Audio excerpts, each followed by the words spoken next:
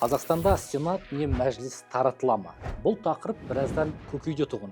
Арнаулы жазбадан гөрі терең зерттеуді қажет ететіндіктен кейінге шегеріп жүрдік. Осыдан бірнеше ай бұрын саясаттанушы Дос Көшіммен болған сұхбатта парламенттік реформаға аз кем тоқталып, ой қозғап қойғанбыз. Мемлекет басшысы бүгінгі жолдауда біраз жайтты шолып, саяси реформа, яғни парламенттегі қос палатаны біріктіру туралы бастама көтерді. Президент бастамасымен оның мәніне үңіліп көрелік. Елімізде парламенттік реформа мәселесі кемінде 20 жылдан астам уақыт бойы айтылып келеді. Осы мәселе ашық та, жабық та талқыланып жүргені ешкімге құпия емес.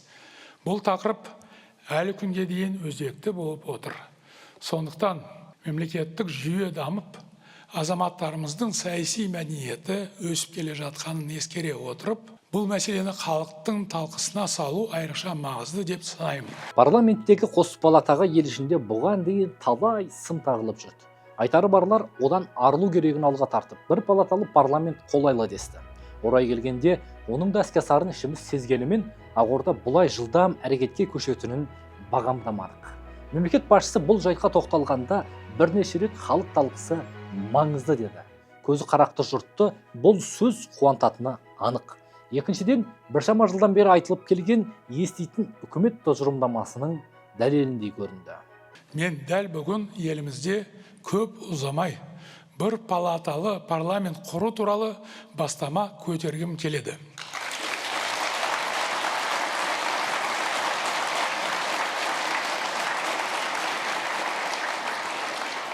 Бірден айтайын, бұл өте маңызды мәселе. Оны асығыс жүзеге асыруға болмайды. Бұл реформа азаматтық секторда сарапшылар ортасында, сондай-ақ әрине қазіргі парламентте жан-жақты талқылану қажет. Реформаның мән маңызы айрықша екенін ескерсек, оны талқылауға 1 жыл уақыт керек деп ойлаймын. Жолдаудың негізгі мәні инвестицияға негізделгенін ескерсек, үкімет қордағы қаржыны үнемдеуге мықтап кіріскен сыңайлы. Өйткені бір палатаның тиімділігі жайлы сөз болса, экономикалық тиімділік қоса жүреді. Қазір Қазақстан парламентінде 148 депутат бар екен, жоғарғы палатада 50, яғни Сенатта, төменгі мәжіліс палатасында 98 депутат. Одан өзге кеңсе шығыны мен қызметкерлерін, депутат көмекшілерін есептей беріңіз. Әйтсе де, бұл елдегі тұрақты саяси жүйеге реформа жасауға басты себеп дей алмаймыз. Әліптің артында демократиялық қағидат, бәлки жауапкершілік тұрған іспетті. Бұл ретте халық бір ғана органға дауыс беріп, нәтижесін де содан сұрайды. Бұлайша айтқанда, саяси жауапкершілік бір жерге шоғырланып, қарапайымдылық пен ашықтық үстемдік тұрады. Бұны батыста simplicity and transparency деп атап жүр. Сол арқылы екі палата арасындағы күрделі келіссөздер, талқылаулар мен келісу комиссиялары болмайды. Жалпы халық сайлаған мәжіліс депутаттары заң дайындап жоғары палатаға жолдап қойдық, әрмен қарай қауқарсызбыз деп құтылып жүр. Мұндай мысалдар жетіп артылады. Реформа жүзеге асса, халық заң жобасының қайда екенін, оның тағдырын кім шешіп жатқанын оңай бақылай алады. Егер сапасыз заң қабылданса, немесе керісінше маңызды заң қабылданбай қалса, жауапкершілік толығымен бір ғана палатаға жүктеледі. Тағы да қайталайын, реформа жүзеге асса ғана тізіп айтқан талайдың игілігін көреміз. Олай дейтінім, бұл бастама аяқсыз қалуы да мүмкін. Неге? Президент айтқан сөзге жіті мән берсек, жұртқа тиімсіз бір ультиматумның көрінісі бар. Содан болса керек, бұл реформаның жүгі референдумға артылып отыр. 2027 жылы жалпы ұлттық референдум өткізуге болар еді. Содан соң Конституцияға тиісті өзгеріс енгізе аламыз. Мен мемлекеттің тағдырын айқындайтын барлық мәселе халықтың келісімімен ғана шешіледі деп бұған дейін бірнеше рет айттым.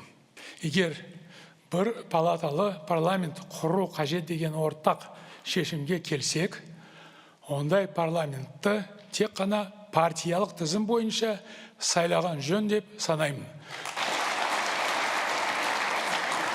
Конституцияға өзгеріс енгізу өте жауапты. Сипаттап айтқанда, шежіреңді күзегендей боласың. Олай ету кім-кімге болса да оңай емес. Қазақстан 2022 жылы ғана конституциялық реформа жүргізіп, аралас сайлау жүйесіне көшіп еді. Біз жоғарыда айтып өткен мәжілістегі 99 депутаттың 29-ы дәл осы бір мандатты округтер бойынша сайланды. Президент айтуына қарағанда, халық қолдап, мемлекет бір палаталы парламент жүйесіне көшсе, депутаттар тек партиялық тізім бойынша мінберге шығады. Бұл да ойландыратын жайт. Өйткені халық арасында бір мандатты округ бойынша сайланған бірнеше депутаттың беделі өзгелерден кейде артып тұратынын байқап жүрміз. Осыдан 3 жыл бұрынғы реформаның артықшылығын сонарақ көреміз. Ал енді қос палаталы парламенттің кемшін тұсы неде болды? Немесе қандай артықшылығы бар деген сауал былайғы жұртты қызықтырары анық.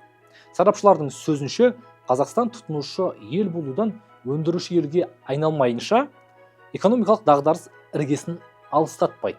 Содан да болса керек, Қасым-Жомарт Тоқаев бүгінгі жолдауда өндірісті дамыту және ішкі қажеттілікті өтеуге ден қою керек деді. Министрлік мал шаруашылығы саласындағы агробизнесті қолдау жоспарын әзірлеп, нақты қаржыландыру шараларын бастау керек. Басты мақсат ішкі нарықты етпен толық қамтамасыз ету. Сонымен қатар, осы саланың экспорттық әлеуетін күшейту. Экономикалық дағдарыс бар, табиғи апат немесе басқа да төтенше жағдайлар кезінде шұғыл заңдар қабылдау қажет. Бұндай жағдайдан қашып құтылған ел жоқ. Қазақстанда да жыл сайын бірнеше төтенше жағдай орын алады.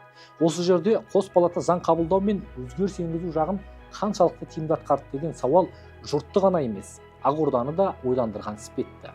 Германия, Франция, Испания мен Италия сынды батыс мемлекеттері, одан қала берді ақш пен Британия елі алға тартып отырған checks and balances ұғымы қос палатада көрініс табады.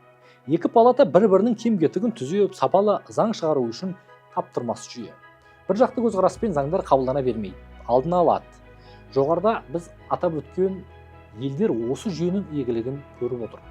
Экономикалық тұрақтылық пен бақытты өмір салты қалыптасқан Скандинав елдерінде, атап айтсақ Швеция, Норвегия, Дания, Финляндия, тіпті Португалия мен Жаңа Зеландия. Алысқа бармай-ақ іргеміздегі Қытай Халық Республикасымен рухтас туыс түрік елі де бір палатамен көктеп көгеріп отыр.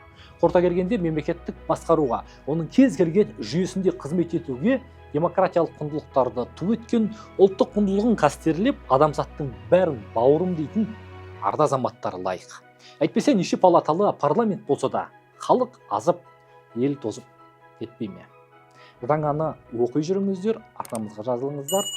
Сіздермен Арман Құдайберген.